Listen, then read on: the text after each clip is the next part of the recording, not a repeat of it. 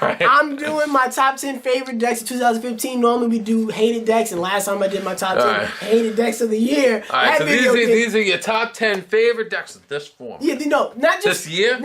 Honestly, these are the top 10 favorite decks that I enjoyed playing this year. Okay. Not that, these 800 likes. 800 likes. Want to see another top 10? Don't forget to like the video, bro. Yeah, exactly. So yeah, I just wanted to make this list about this. Hold on. You didn't like it. You just continued watching and you just fucking just... Yeah, you was just like... You thought I was going to stop. Yeah, you thought we were just going to keep going. You know what? Yeah. Find something else to watch. We're gone. This is going to be the rest of your video. Why do we really leave a room? Oh, you like the Romages? I really liked them and I wanted to play them, but I couldn't. Yeah, Yama felt the same way. Yama was like, I want them at better shit, and they never got anything. Yeah, they never got better. I don't know why aromas don't. That's in another Could This Be Metal I'll do fucking aromas. I'll give them support. No, and it's funny because the Romages cards are something that that's the only reason why they're number 10 because I have not played them. I've only seen Mike play them, I've seen other people play them. Yeah. And I'm just like, oh, I like that, but I can't touch it because Mike touched it. Because Yama touched it. I'm just like, good for him. I'm like, because I like plant monsters. I'm just like, Yama's playing Cosmos and he fucking like raped me like 2 games. So I was like,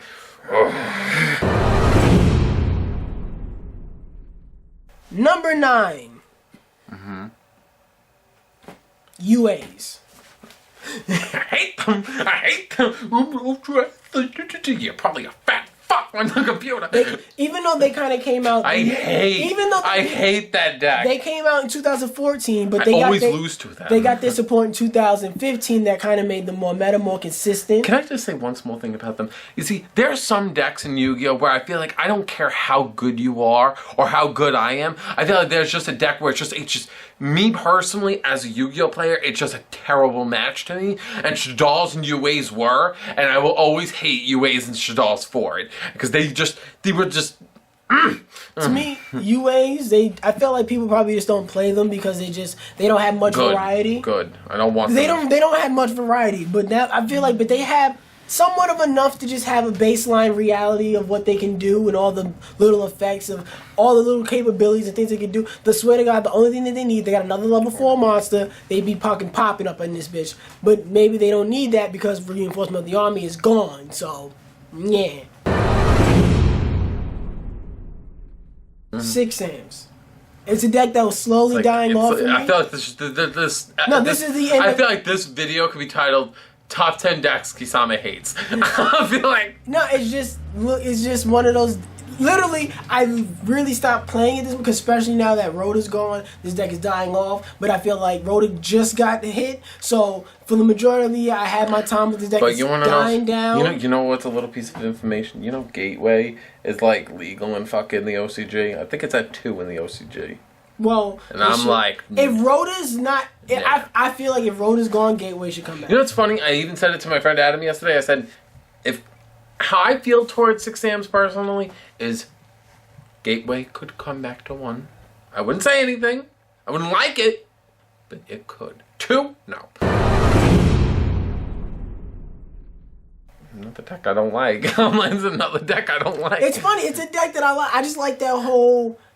they're faster than Gladiator Beasts, the way they tag out. The one thing I don't like about them is the criticism of how people play them. Be like, you gotta do this! You gotta play like you gotta play Ultra Counterhook, you dumb fuck! Yeah, it's like people look at it. Keep going! I'm like, they can do so many different Counterhook's things. limited now. What do you expect me to do? I was like, this is stupid. No, but people wanted to do so many different... Yeah, I know. I like doing different things with the deck, but I feel like people wanted like, you can do this. I'm like, why are you stopping now? You could have did it 8 other ways. You could have did so much more that gave you nothing. That's how I feel about the deck. It's a deck that I like, but I hate the fucking criticism that come with it. They'd be like, why'd you end your turn now? You could have made 16 different more tag outs, the +2, the +1, and end your turn. I'm like, I look at it like, I don't have the patience to go 8 more fucking moves just to +1. Yeah. Vanilla Pendulum decks. Oh, yeah, because Heart of the Underdog. Yeah. First deck I don't hate. That was a deck that I have. What was the first one? The first deck that I said? Oh, Romages. Yeah. Romages in this, I don't mind them. This was a deck that, was really kind of introduced. I'm surprised you never played Ignites, have you? No. You should. I feel like they're right up your alley. I don't. Because the vanillas, I feel like they look like shit that you'd use. No, they're vanillas, but the one thing I don't like about them is the fact they have this ability. Pop both, draw one. Like, nothing. Yeah, but that's what they do. You start off with a big hand and you're like, alright, here's 2, pop this. Search 1, pop that. And then you got like, alright, now I got 2 left. Boom. But I can't put all my hope into that. An MST, there's too many cards. That's the problem. Questa. That's the problem. That's the problem with these pendulum decks. The biggest weakness are the pendulum monsters in the pendulum zone. Because they have no protection. You call pendulum skills, bro. Don't give a fuck what you call them. Mage Factory. Pendulum titties. I don't care. Teddies. I don't care. But the fact that they have that, I can't play that. Summon. But I like the fact, I like vanilla pendulum, just that mixed deck that you can do. Because there's so many of the throw Galaxy Serpent in there, and the cards that I threw in there, like with the Fire Formation Tanky to get the other one, and you can search out all the time. You can go into synchro plays. Like, I like that whole capability. You can throw in other cards to get that fusion monster, that 2 normal monster dragon shit, and then you keep bringing back and recycling your monsters with the pendulum mechanic of the game. I felt it was a very creative deck.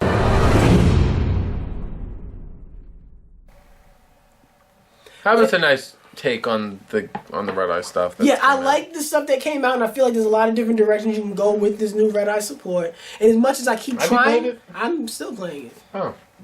I'm like legitimately. I would like to see that like an end of the format battle with you. If we ever get there.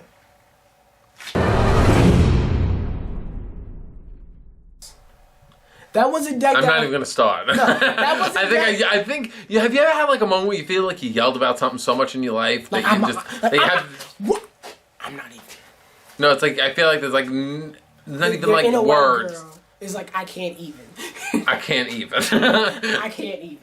But Boojins is a deck that I kind of forgot about in 2014 that I wasn't using that much. Thank God. But 2015, the deck has helped me out tremendously. It's one of my favorite decks because that was an archetype that I thought was going to be super crazy when it's coming out, but it never really got that shine as a top tier deck. So then I saw my opportunity. No, it didn't. It fucking topped with fucking Kaiser Coliseum, and every fucking 12-year-old was like, I want to be popular, and I'll do the same thing. Crane for game? And I'm like... Boojins are beating fucking... And Galaxy Cyclone came out, and then everyone was like, we're good, we don't need it no more. No, you're trying to tell me that Boojins that were out around the same time Dragon Rule was out was popping. I'm pretty sure Dragon Rules were already hit to 1 when that happened, when they came around. They had some. They were still around. Because even Dragon Rules at 1 can still do crazy shit.